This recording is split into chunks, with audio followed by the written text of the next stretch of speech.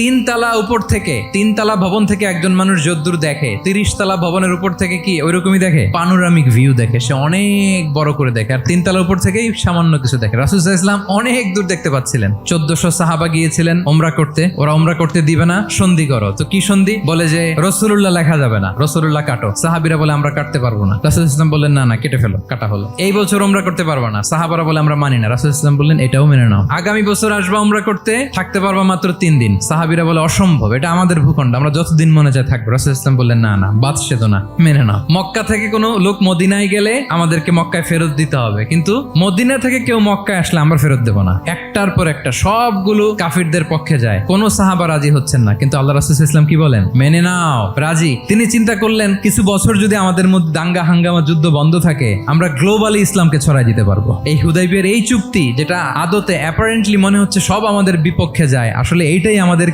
ভূমি ধস জয় এনে দিবে, এবং সেটাই হয়েছে। আল্লাহ তাআলা এই পৃথিবীটাকে ফোল্ড করে ছোট রেপ্লিকা বানিয়ে আমার সামনে তুলে ধরেছেন। আমি পৃথিবীর প্রাচ্য পাশ্চাত্য সবটুকুন দেখেছি, আর আমি যদ্দূর দেখেছি ঠিক তদ্দূর জায়গায় আল্লাহ তাআলা লা ইলাহার বাণী পৌঁছে দিবে। এমন কোনো কাঁচা ঘর, পাকা ঘর, কোনো জঙ্গল, কোনো পাহাড়, কোনো ভূখণ্ড, এই পৃথিবীতে কোনো এমন কোনো জনপদ থাকবে না যেখানে ইসলামের বাণী পৌঁছবে না। সে 1400 বছর আগের কথা।